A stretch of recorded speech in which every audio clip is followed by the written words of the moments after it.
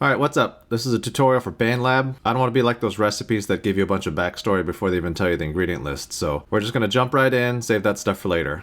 Alright, jumping right on. Once you log in, you'll see this. I'm going to go ahead and start by creating a track, or project rather. You've got a couple of options of how you want to integrate parts to your project. Instruments here. You can use your computer keyboard, or if you have one, you can use a MIDI keyboard to control synthesized instruments, organs, pianos, brass, percussion, lots of stuff. There's a drum machine where you can sequence drum beats. It doesn't swing. It does quantify down to 16th note value though. It's interestingly not available on mobile devices, but on the flip side, Bandlab offers a beta version of pitch correction, but currently only available on the mobile platform. The voice and mic, that's probably what you'll use most frequently, and that's just to use your computer mic or your phone, iPad, whatever mic you have. The guitar and bass options, if you have an interface to connect a bass guitar or electric guitar, you can use Bandlab basically as a pedal board or effects. Under import audio, it's a very useful option for you to upload your own recordings. Examples of audio to upload include instrumental or karaoke tracks, scratch tracks, which we'll talk about later, cue tracks, or bounces from your preferred DAW or digital audio workstation. Loops. Bandlab has an impressive free library of loops to use, and they're all over the place in terms of genre, and they're all royalty free. Okay, let's just start with mic. Here's the editor view, okay? And here you'll see, I'll just walk you through some of the controls here. Up top here, you've got undo, redo. This will loop a section, and the way you select it is by selecting up here, and then you would loop that section if you want to do that. Click it again to deselect. This allows you to split at the playhead, which I'll demonstrate in a second. This goes to the beginning of the song, plays the song, goes to the ending of the song. This starts recording. Here's your time display, and you can either display it in minutes and seconds or beats and measures. Here's where you can specify a key if you want to. You don't have to, but it is useful for changing pitch if you want to do that at any point. This specifies the tempo of the project. I should mention that the tempo is optional. As you see with what I'm doing, I'm just dragging clips until they line up. But if you want to use the lines and bars and the grid that's on the chart, you do have to use the metronome. That's also optional, but it does allow you to stretch time later. This is the time signature if it applies. Here's your metronome setting. This is to turn on metronome and to turn it off. And here are to see the settings for the metronome. You can change the metronome sound, or you can change the count off duration. So either recording starts right away, or there's a bar before it starts recording, or there's 2 bars. Up to you. Here's your master volume. This is a meter. It'll start once you start outputting sound. This is quite possibly the most important button in the entire app. This is the save button. Before closing the browser, save. Otherwise, your work will not be saved and it'll be like nothing ever happened. Please stress to your students the importance of clicking save before they exit. It should also be noted that Bandlab really prefers Chrome browser. The publish button does what it does. It publishes to an audience, but I never use it because that's not what I use Bandlab for. Okay, down here, you've got a button to add tracks. You can mute, you can solo, and soloing just means you're hearing only that track. You can change the volume of said track. You can change the panning. This button brings up a couple of things. You can rename that track. You can recall some presets here, some effects presets, and you can duplicate, delete. If you want to add tracks to this right here, or add effects, I'm sorry, you can click it down here. Effects. You can add effects and you'll see there's a whole bunch of different things you can use. If you want fine detail in editing that track, you can do this. And this just determines, the source button just determines if you're using, for example, I'm using a USB interface, but you could select the built-in microphone. One thing about microphone volume, if you're using the internal microphone of your phone, computer, device, whatever, you may have to go to your system settings to change the volume if it's too loud. That's been my experience, because turning this all the way down still might have the signal that's too loud, so you might have to experiment with that too. I forgot to include that there's a zoom out and zoom in button over here. That should be rather self-explanatory. Okay, I'm going to make a demo track just to show you how to deal with actual track recordings. I'm going to enable my metronome. I'm just going to go with 120, and let's see what happens. Beep, beep, beep, beep, beep, beep, beep, beep, beep, beep, beep, beep, beep, beep. I just made that up. I'm going to zoom in a little bit so I can see this more accurately. So, let's play this. Beep, beep, beep, beep, beep, beep, beep, beep, beep, beep, beep, beep, beep, beep. So you'll see there, just a bunch of nonsense. So you'll see this bracket right here. This is just a trim. So you can trim the left side of the clip, and on the right side, you can trim the right side of the clip. So what I'm going to do is line this up like this. Beep, beep, beep, beep, beep, beep, beep, beep, beep. So I'll move that over so it lines up at the beginning of the song. I'm going to take this trim, end it right where I started that first one, and we should have a time accurate sample. Beep, beep, beep, beep, beep, beep, beep, beep, beep. So I'm going to loop this by clicking on this circle here, dragging it over. I should be able to just make the same thing. Loop. Beep, beep, beep, beep, beep, beep, beep, beep, beep. Beep, beep, beep, beep, beep, beep, beep, beep, beep, beep, beep. Well, it's a little out of sync, but you know, you could easily fix that. I'm just going to undo that and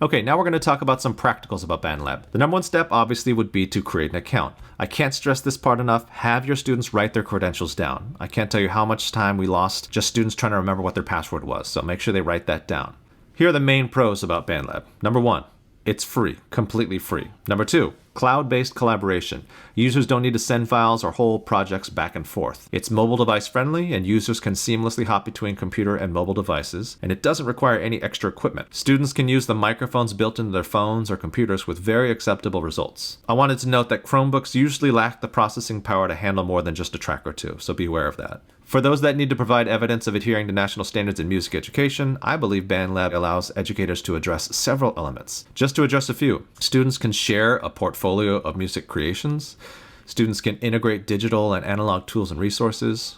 They can compose and improvise musical ideas, and they can preserve draft musical works through audio recording. Okay, on to a couple of the cons about Bandlab. It's not perfect, but there is a 6-minute song limit, which is not too big of an issue for most people, and if you really need to, you could just merge 2 projects as one song.